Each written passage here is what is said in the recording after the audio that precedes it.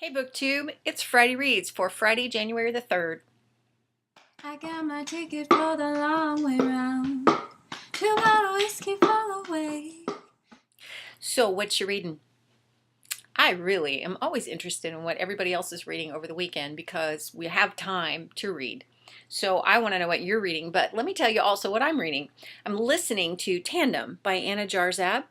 This is about alternate realities and people jumping between them.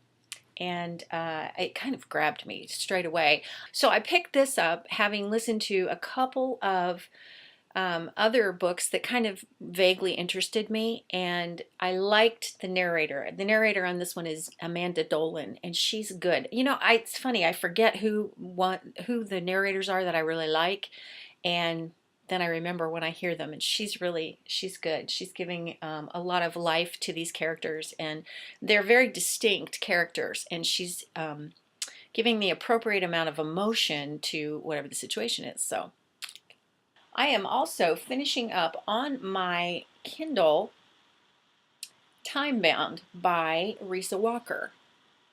There, it's so pretty. I love this.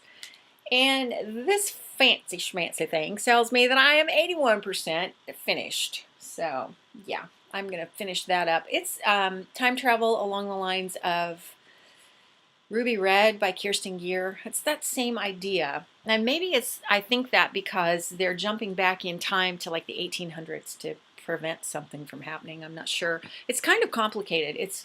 Time travel can get that way. It can get very circular and, you know, jumping, fixing, and it's just complicated.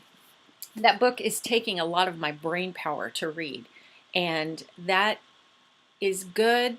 Sometimes I just want to make my brain just go to sleep, and so I read something very light and fluffy, but that is not light and fluffy. That takes a little bit of brain power. And you know, honestly, that's why I don't read a whole lot of true science fiction. It's because it takes so much brain power to get through it, a lot of it, which is, you know, I suppose that's lazy on my part, and on the other hand, it's relaxing. I don't read to work, I read to relax. So when I finish with that, I'm going to pick up Impossible by Nancy Werlin. This book looks really interesting. The premise is that it's based on the song Scarborough Fair, which is a very old folk song.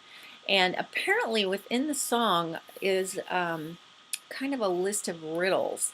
And the women in this main character's family have to solve the riddles by, I can't remember if it's a certain age they reach or it's before they have a daughter or something like that. But if they don't, they will go insane. And every woman in the past in this family has gone insane because they can't solve the riddles in time. So our main character hopefully is going to get them solved, and it should be an interesting story of how she does that.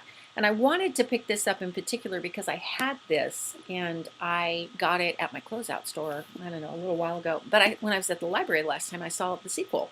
So I want to get this read so that I can read this so that I can return it. Because hopefully a trip to my library will be in my very near future if I can brave the frozen polar north that has descended on where I live. It's a little ridiculous. I don't live that far north of like the Mason-Dixon line, but apparently we've just gotten dumped with all this snow this year. So yeah, oh well, I guess it's pretty. It's pretty. It's freezing, but it's pretty. I'd really rather have the beach. Anyway, that's what I'm reading this weekend. Please tell me what you're reading this weekend because I always enjoy hearing what everybody is getting into and, you know, whether I've read it or not or whether I should. So that's it for now, and I'll see you next time. Thanks for watching. When I'm gone, you're gonna miss me when I'm gone. You're gonna miss me by my hair, you're gonna miss me everywhere. Oh, you're gonna miss me when I'm gone.